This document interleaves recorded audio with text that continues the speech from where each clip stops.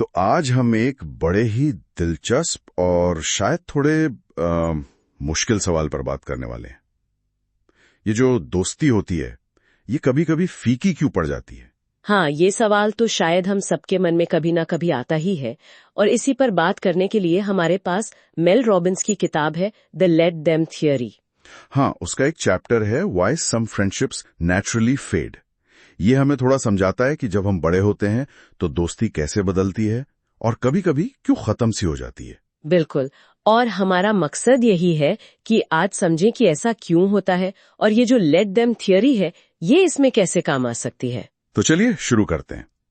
ये जो सोर्स है ये एक निजी कहानी से शुरू होता है ना? हाँ, मेल रॉबिन्स अपने उन दिनों को याद करती हैं जब वो नई नई माँ बनी थी।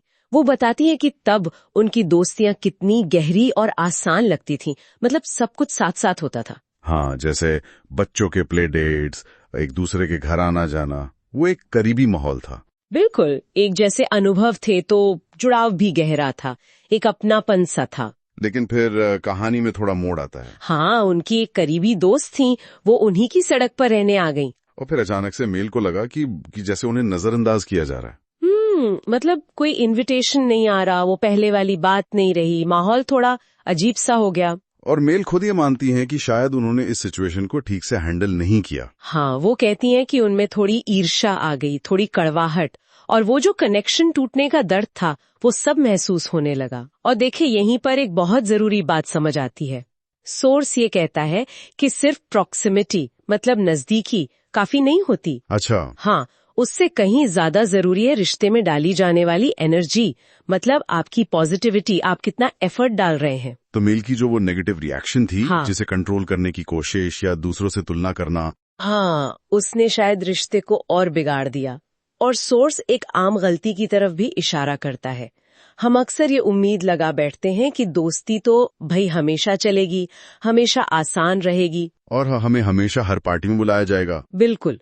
और यही उम्मीदें हमें दुख देती हैं, क्योंकि असल में तो जीवन बदलता है, लोग बदलते हैं। तो मतलब ये उम्मीदें ही प्रॉब्लम है, और यहीं पर शायद ये द लेट देम थ्योरी काम आती है। क्यों? एग्जैक्टली। मेल ने जब इस पर सोचा तो उन्हें लगा कि अरे ये शायद मेरे बारे में है ही नहीं। लाइफ के फेज बदलते हैं, लोगों की प्रायोरिटीज बदलती हैं, लोग अलग अलग दिशाओं में बढ़ जाते हैं। तो दूसरों को दोष देने या जबरदस्ती किसी रिश्ते से चिपके रहने के बजाय ये थियरी कहती है लेट देम गो, उन्हें जाने दो, उन्हें बदलने दो। हाँ, उन्हें बदलने दो। अगर वो मैसेज नहीं कर रहे तो ठीक है, उन्हें मत करने दो। ये असल में अपनी मेंटल पीस चुनने जैसा है, एक तरह का मेंटल रिलीज है। ये मानना कि आप दूसरों के एक्शन कंट्रोल नहीं कर सकते, आप सिर्फ अपना रिएक्शन कंट्रोल कर सकते हैं। बिल्कुल। ये सुनने में तो काफी लॉजिकल लगता है, पर क्या ये उन्हें जाने देना थोड़ा पैसिव या हार मान लेने जैसा नहीं है? खासकर तब जब कोई दोस्ती आपके लिए बहुत मायने रखती हो और आप शायद अकेला महसूस कर रहे हो। ये बहुत वैलिड पॉइंट है और सोर्स इसका भी जवाब देता है। ये पैसिव होने के बारे में नहीं है, यहीं पर लेट मी वाली सोच आती है, मतलब मुझे करने दो। अच्छा, लेट मी, ये क्या है? इसका मतलब है कि अगर अकेलापन लग रहा है या आप किसी रिश्ते को बचाना चाहते हैं तो आप जिम्मेदारी लें। मुझे पहल करने दो, मुझे कांटेक्ट करने दो, मतलब एक्शन लो। हाँ, मुझे उस रिश्ते में फिर से जान डालने या एक नई शुरुआत करने की कोशिश करने दो। ये अपनी तरफ से एक्टिव कदम उठाने के बारे में है। तो फिर इसका मतलब ये हुआ कि कनेक्शन कभी खत्म नहीं होता, बस वो अपना रूप बदलता है। हाँ, समय के साथ, हालात के साथ, हमारी एनर्जी के साथ वो बदलता रहता है। और ये एक बड़ी ही कैची बात है कि रिश्ते स्टैटिक नहीं होते, पत्थर की लकीर जैसे नहीं, वो डायनामिक होते हैं, बहते पानी की तरह। बिल्कुल, जीवन के साथ बदलते हैं, विकसित होते हैं। हाँ, ये मानना कभी कभी मुश्किल होता है, पर शायद सच यही है, रिश्ते बदलते हैं। तो सब मिलाकर इसका सार क्या निकला? सार यही है कि हाँ, दोस्तियां फीकी पड़ सकती हैं, ये सच है, लेकिन वो फिर से पनप भी सकती हैं।